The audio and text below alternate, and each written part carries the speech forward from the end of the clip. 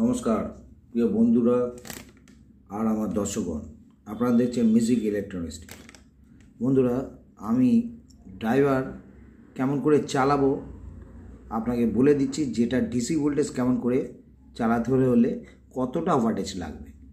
এটা high wattage আছে, এইটা ম্যাচিং আছে, এই যে আপনার ইয়েটা আছে ড্রায়ারটা, এটা ইউজফুল হবে, ওকে। কিন্তু এইটা হাই ভোল্টেজ আছে, ঠিক আছে। এখানে 12 ভোল্টও ইউজ হয়, কিন্তু এখানে একটা রেজিস্টার লাগে 12 ভোল্টটাকে একটুখানি আটকানোর জন্য।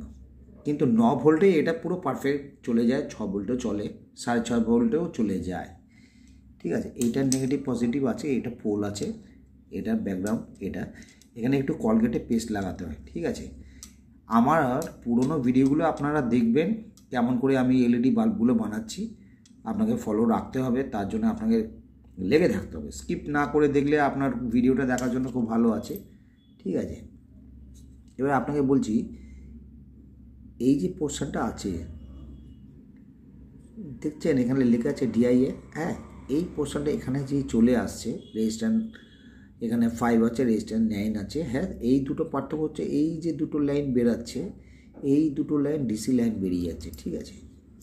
আপনারা চট করে বুঝতে পারবেন না এসি লাইন কোনটা ডিসি কোনটা, ঠিক আছে। এটা বাল্বের মধ্যেখানে থাকে, দেখবেন খুব দামি দামি বাল্ব যেগুলো আছে, সেই দামি বাল্বের মধ্যে এগুলো লাগানো থাকে।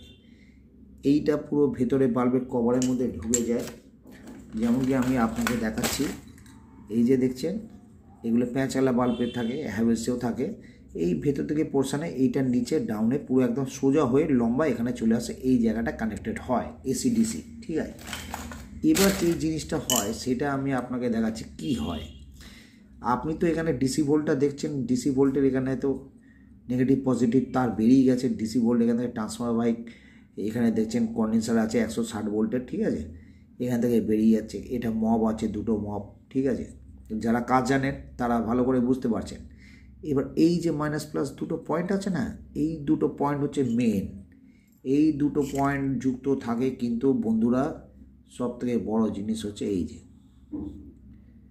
এই দুটো আপনার লাগবে রেজিস্টার, এই দুটো রেজিস্টার এখানে জয়েন্ট হতেই হবে, না হলে কিন্তু দুম করে উড়ে যাবে। এই দুটো রেজিস্টার ফিউজ রেজিস্টারের মতনই কাজ করে, ঠিক আছে। দুটো রেজিস্টার দিলে আপনার বাল্বটা সেফটি, এলইডিও একটা কাটবে না, আপনার এই সার্কিটও ড্যামেজ হবে না।